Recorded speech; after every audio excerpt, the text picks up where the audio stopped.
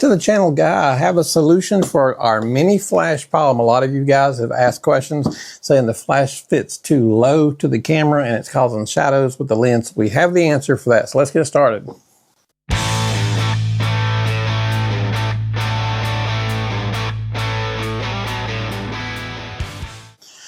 Godox now makes, I had to cut the box open. It is called a Godox FSR. This is the box. And this is what it is. It goes into your hot shoe, and then you just lift it up to the height that you want. And then if your lens is a little bit long, you don't have to worry about it. You just slide it right in the hot shoe, just like that. And here is the Godox IM30. We'll put it on there. And you can see how much higher that gets. The IM30 gets it up a good bit. And then it does the same with the others. I'll show you.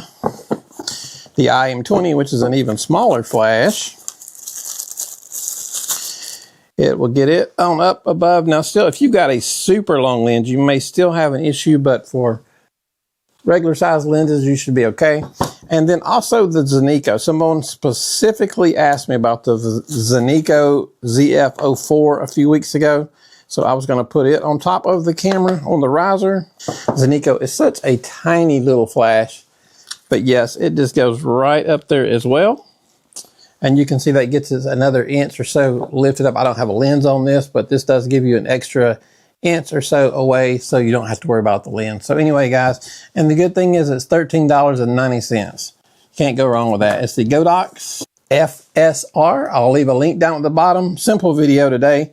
Just a way to get those little mini flashes up and get them so that you don't have a lens problem in the way. Anyway, pretty cool idea.